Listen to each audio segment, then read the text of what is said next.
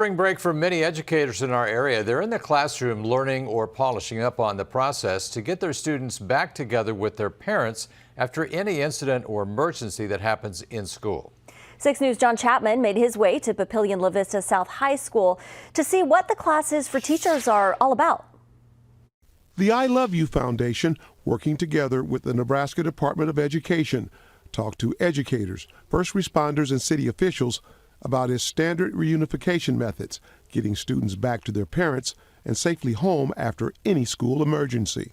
So it could be a gas leak. We could have a hazard of a tornado. We could have to evacuate our building because of our power going out or our HVAC system going down. Recent events involving false reporting of shootings in schools across the state, or swatting, remind us all that school shootings can happen anywhere and we have to be prepared. Yeah, unfortunately it's part of the what we have to deal with in today with the invention of social media and the way communication happens so fast and some of this stuff goes out.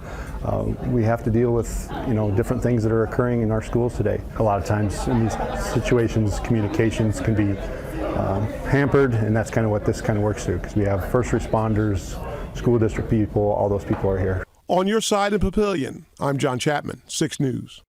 More than 24 public and private school districts across eastern Nebraska took part in the training today.